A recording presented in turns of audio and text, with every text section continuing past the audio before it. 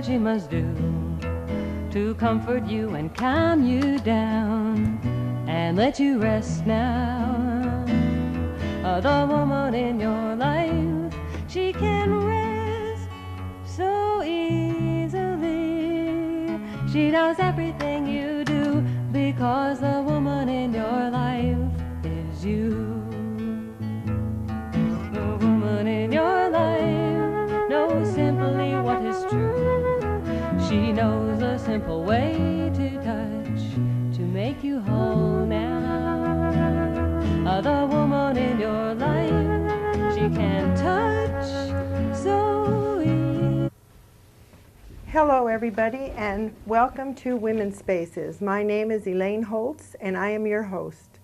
I'm very, very happy to be here tonight. It's been a good day and I hope it's been a good day for all of my listeners. I'm really excited because tonight I have a special guest. The guest is Sherry Glaser.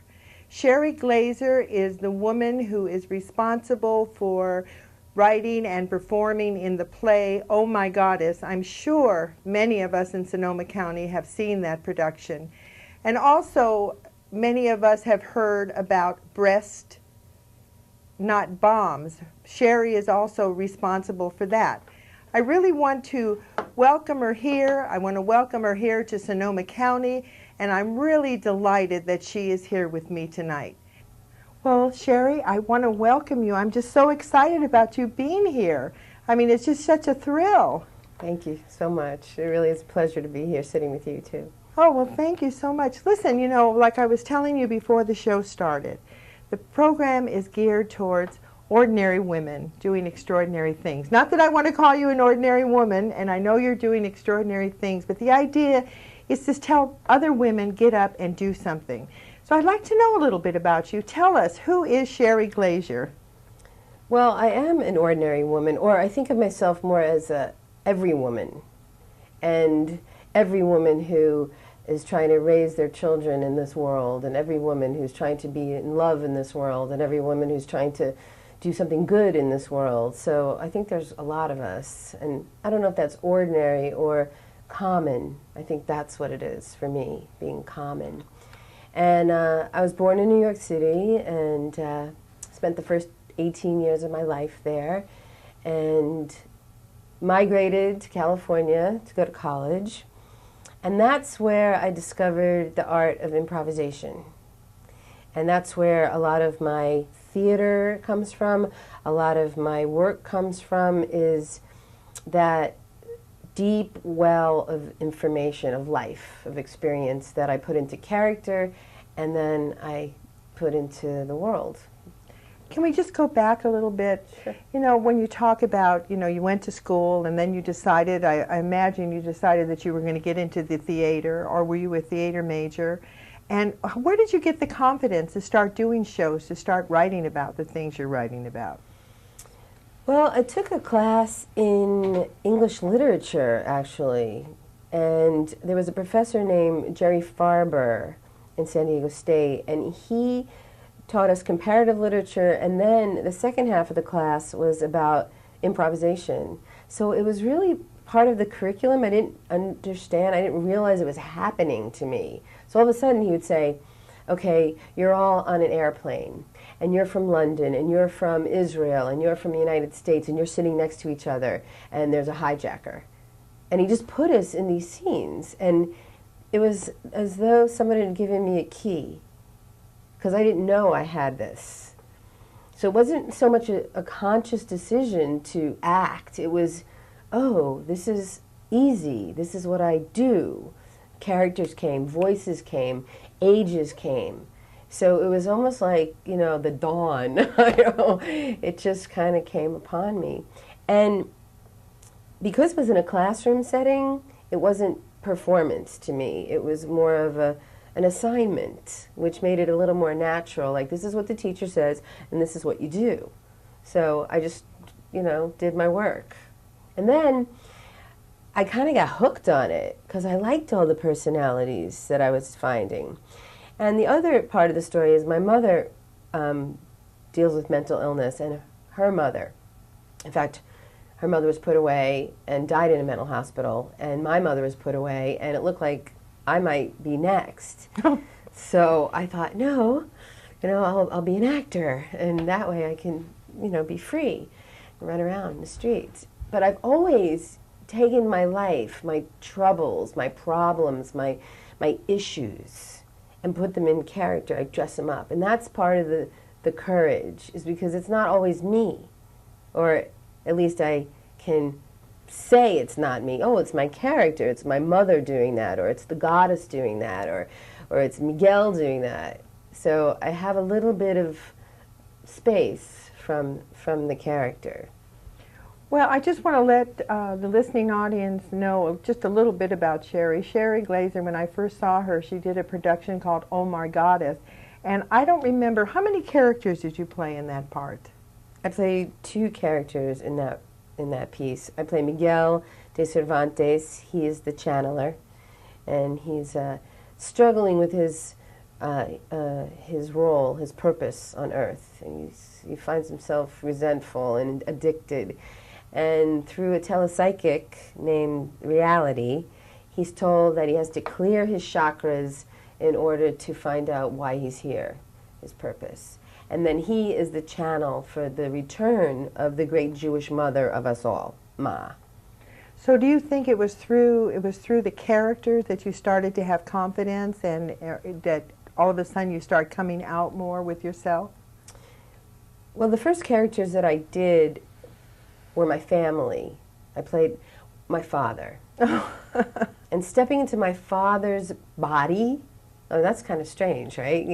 We did this exercise where we unzipped our fathers and stepped into their feet and their legs and their middle and their faces, and I became him, and I had this experience of compassion. That saying, you walk a mile in somebody's shoes. And so that was a key. I was like, oh, that's how my father feels. I stepped into my mother. I stepped into my grandmother. I stepped into these people, and yourself kind of falls away. And you start to realize that you're all really one person. We all feel, we all struggle, we all have sorrow, we all have anger, we all have joy. And that gives me courage, because we're all in the same boat.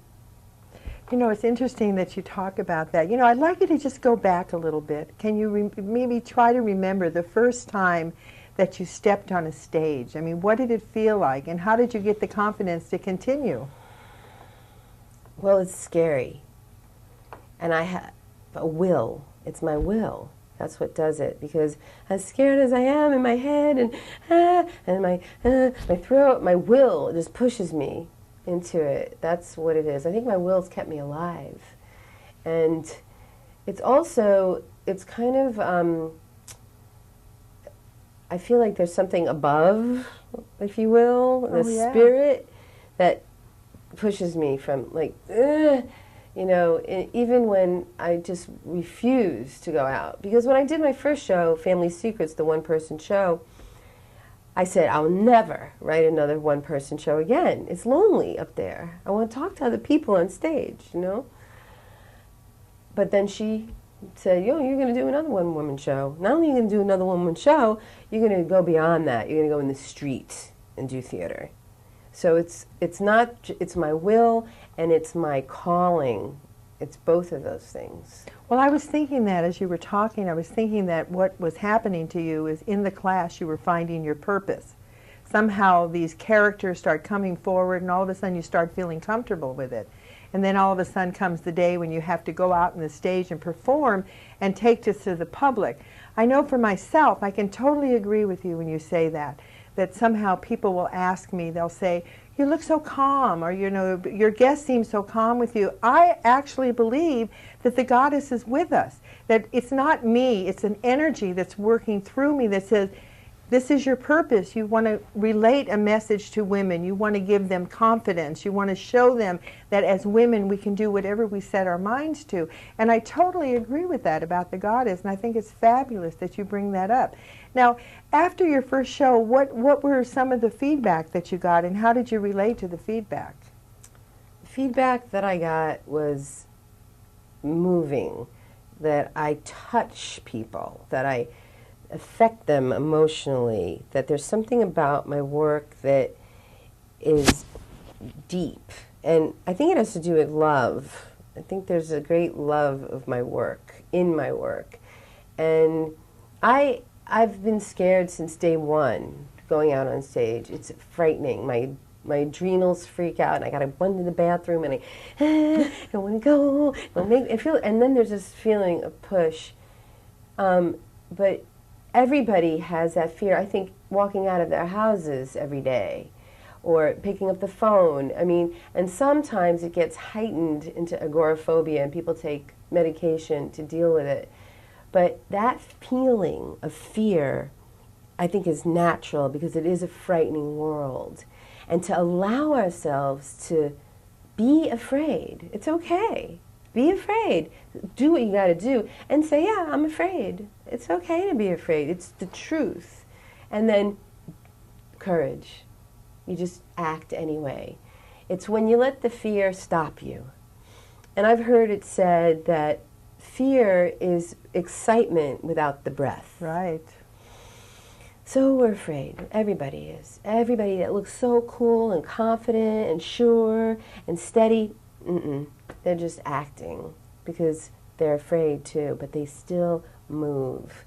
So I think that's really the key. It's not that people aren't afraid and they're successful and confident. It's just that they are afraid and they act anyway. You know, I had a real good friend of mine who was a therapist, and I remember she used to tell me that all the time when I would get frightened. She says, take that fear, turn it into energy, turn it into excitement, and do something. Just get out there, because, you know, it's very interesting, and I'm sure you can relate to this. Once we're out there, we don't drop dead. No. All of a sudden, you know, we're still alive. Wouldn't you agree? We're still alive. We're still doing things, and it feels really good. Well, you know, it was real interesting for me the first time I saw your show when you say you're talking about things being deep. I mean, I walked away thinking a lot about my family, thinking a lot about myself, thinking a lot about the goddess. You know, do you have that experience a lot? What do women come up usually and say to you after they've seen a show? They're empowered. They feel like they're recognized, like, because women are invisible a lot of the time in this world. You know, it's a man's world, especially in the media, or women who look a certain way are acceptable. So when I come out with my big body and my wide curves and my big mouth and my big ideas, there's this feeling of, hey, that's me. I can say that. I can do that. So there's a intimacy.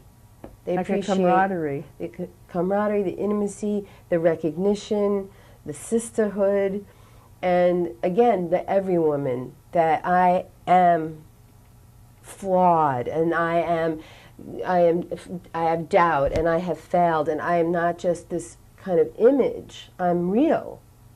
And to see a real woman in the media or on the stage right now is rare. You see it all put together, surgeries and whatever it is, and I just kind of go, you know, this is me. You know, it's really interesting when you say that. You know, when I first started doing this television show, the biggest thing that I had to overcome was how I looked. Because I wasn't one of these TV women, you know, these perfect little blonde women that are on the television. I'm an older woman. You know, I have to overcome my wrinkles. And after a while, I start thinking, you know, what difference does it make? You know, it's like you have a purpose, you have a message. Get out there and do something and try to encourage other people to do that. Now, how has your life evolved since the time in the classroom moving up to this point? What are some of the other things that you have done? Wow. Well, I've It's a big question. You know, I ended up taking Family Secrets to New York. I played off Broadway for a year and a half, and I've just been asked to return to New York. I'll be going back and opening at a new theater off Broadway starting in March and run for a year, so that's a full circle. I wrote Oh My Goddess.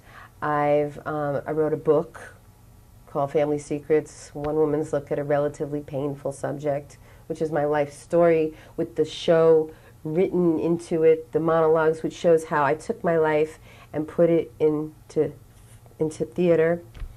I have a number of characters. One is super activist mother, Sam, and she's the street theater. She's the one who goes out and does her amazingly radical work. Can you give us a little example of Sam? I would love to see that, if it's not too much of a... Yeah, I can give you a little bit of Sam. I know I'm an ordinary person. I go shopping and I try to raise my kids and I pay my mortgage and I do my best to be a good mother. And sometimes this world, you know, gets to me. It really affects me and I feel overwhelmed and I think, what am I going to do? And then I realize underneath these ordinary clothes lies the heart of a superhero. Super activist mother, Sam. Super lesbian activist mother, Sam Slam. There are super activist mothers everywhere, in every country, in every city, in every town. On every street, there's a woman who's making dinner and thinking, how am I going to save the world? Well, super activist mothers everywhere have many, many tools. And with us, see, our bodies, that's one major tool that we have. And of course, we all have super activist baskets. And, well, of course, you can't just drive a regular vehicle being a super activist mother.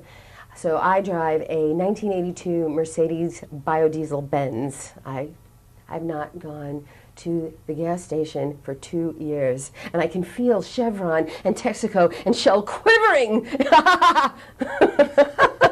Oh, that is absolutely beautiful. That is absolutely beautiful. I mean, it's just so inspiring just listening to you. And you know, I just want to tell my listeners also, Sherry Glaser just made headlines a few months ago. She went to Sacramento. Was it Sacramento, Sherry, where you started this new movement? I dare say it. Why don't you say it for us? It's Breasts Not Bombs, and it actually started in Mendocino 2 years ago, where we fought for the right to bare our breasts. We said that it was protected under the First Amendment, which is freedom of speech, and the 14th Amendment, which is equal protection under the law. And we began this campaign in Mendocino, Breasts Not Bombs, to point out with our bodies what is decent in this world. And we feel that our bodies, our breasts particularly, are the most decent, loving, comforting, beautiful remedy to what's happening in the world. And we hold up signs that say, war is indecent, torture is indecent, the Patriot Act is indecent, lying to the American people is indecent, and we stand there bare-breasted, women of all sizes, shapes, ages, races, showing what is truly decent in this world and what is beautiful. And we took that to Sacramento the day before Arnold Schwarzenegger's special election, and we were told by the CHP that we would be arrested. We would be under arrest, as we said it, under arrest. And but it was okay if you had pasties on. That was they told us that if we had pasties, the areola was the big problem. We just don't want to see the areola. So women were running around the Capitol steps with pasties on, and that was fine. But two of us, my partner Sheba and I, who took off our tops and showed our areolas, we were arrested immediately. And the funny thing about that is, you know, I took off my top and I held up the sign that said war is indecent, and they grabbed my hands to cuff me, and my breast just boom. And they're like, cover her up. Sheba took the American flag and stuck it in my skirt, and the peace flag, you know, the one with the peace sign in the blue. And so when I turned around and I had my cuffs on, all you could see was my bare back and my cuffed hands and the flag coming out of my skirt as they escorted me into the state capitol. And we were under arrest. Well, For my audience, I have a picture that I like to show you. It's not quite as daring as what she was just talking about, but it's a beautiful, beautiful picture. Can you explain that picture a little bit? This was taken in Mendocino, where we did our first demonstrations as we were testing the waters and seeing how people would react. And we would demonstrate in front of the savings bank, and like you see, it says Bush agenda is indecent, torturing prisoners is indecent. And it was so powerful. People just, they clapped. In fact, we have a DVD called The Right to Bare Breasts. And you can go to planetearthproductions.com and order one of those, and it's a music video, and it talks about, you know, actually it's a song, it's a music video, and it's excellent, and it has the whole demonstration. You want to give that website again? It's planetearthproductions.com. planetearthproductions.com. Yes. And you can get a picture of You that. can get a DVD. Or you can actually get a DVD You can get the, yes. of these women. Yeah, of all of us that were there. And it's a beautiful song written by Human and the Revolution. A dear friend of ours wrote a song called I Want to Be Naked, and it's all about the simplicity of being naked and the solutions that we offer. Because a lot of times in protest, we say we don't want and we don't like and down with Bush, but what we want to do is offer alternatives, solution. Whether it's solar energy or biodiesel or nurturing, you know, the mother, you know, we talk about a lot of alternatives in the work and what we want. You know, it's amazing to me, and I'm sure you would agree with me, but I've been watching lately, when I go to the movies, I watch the different movies, and I'll see what's parental guidance and what's not. The most violent films are rated okay. But when it comes to any kind of breast or kissing or any kind of thing that has anything to do with women and sensuality or any kind of sexuality or breast, you name it, then all of a sudden it gets a PG rating, like there's something wrong with it. And yet at the same time we don't have a problem blowing people's heads off or dropping bombs, but yet at the same time we're going to turn around and say this is indecent. So hey, my bra's off to you. That's all I can say. I just think it's just wonderful what you did. Well, you know, Elaine, the funny thing is when we were in Sacramento, the big fear that the CHP told us about was that children have their lunch on the Capitol steps. And so we would offend them. And then sex offenders frequent the steps of the Capitol. So we would titillate them. But nobody said, why are the sex offenders hanging out with where the children are eating their lunch? It was our breasts that were threatening to the children. And that is exactly what you're saying. It's like, why are our breasts, which nurture every baby, indecent? And like you're saying, why is violence so acceptable? Why is it acceptable that over 2,200 soldiers are dead? People don't even blink. But you show your breasts and they all come. The media shows up and everybody writes letters and there's blogs all over, you know, the cyberspace. But so we're trying to wake them up and protect the definition of what is decent. What do you think it is in us? I mean, I don't understand. I mean, women too, not just men, just women. I mean, what is it? You know, it's just like I always scratch my head when I see people saying, you know, they're against abortion. I mean, like, I don't want to go there because I don't know if I'm for it or against it. I'm for choice. But what I don't understand is why they can accept going over to another country and dropping bombs on women and children, but yet at the same time they're going to protect this fetus. The logic, you know, the logic is like a mystery to me. That is so confusing to me. Do you have any thoughts on that? It feels like there's fear run amok, and there's this culture of fear. I know Bush talks about the culture of life, but it's the culture of fear, and it's the culture of difference. And when you present that to people that they are in danger, then they want their daddy. You know, George Lakoff talks about that, in that there's this whole thinking that there's the authority, that this father authority is there to punish and protect, and tell us what's real and tell us what's right. And the mother, as I was saying before, is invisible, and she better look like a 16-year-old girl, or else we don't want her. So what women need to do at this point is show their beauty, show their power, show their presence in the most loving, creative way. We are the mother. We are the ones that give birth. We are the creation.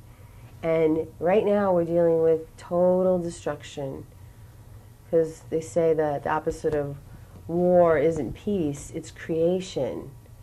And it's our job to create in the studio, in the street, in our music rooms, every single place you can think of, creative solution. You know, what if we started a campaign where we said 1 day of peace? Let's lay down our weapons for 1 day and see if we can't get that on the web. And we get everybody in the whole world agree to lay down their weapons 1 day. See if we can't get that in motion. What a beautiful act. What a beautiful effort to think in those ways. A contest. Why don't we have a contest where we have Aveda and Cascadian Farm and Whole Foods offer a $10 million prize, and we come up with ways to make world peace.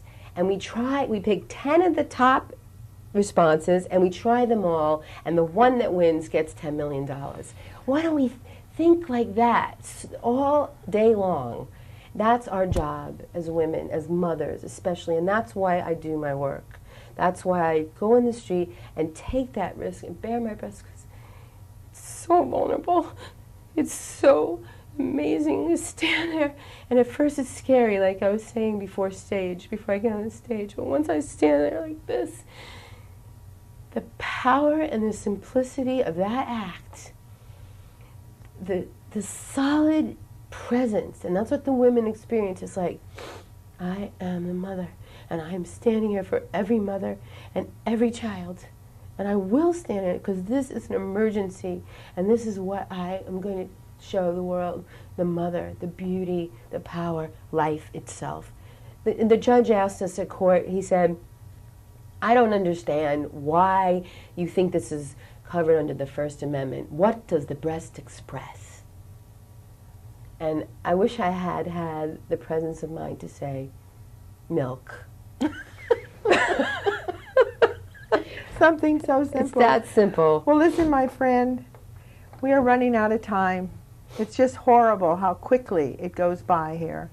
And I want to thank you from the bottom of my heart for appearing, for coming into my studio and saying hello and expressing all those beautiful views. And to all my listeners out there, I want to say thank you so much for listening. And all women, remember, you're a mother, you're a birther. You are responsible for all children, not just your children. We've got to find a way to have peace on earth. And I think it's the women rallying together and saying, enough is enough is enough. My mother used to say, enough already. Mm-hmm. That's what I say, enough already. Would you agree with that? We had it up to here. Thank you, and this is Elaine Holtz signing off with Women's Spaces. Have a wonderful, wonderful, wonderful life.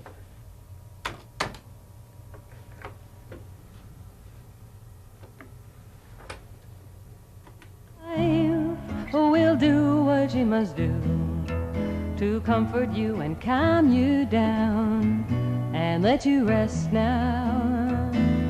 The woman in your life, she can rest so easily. She knows everything you do because the woman in your life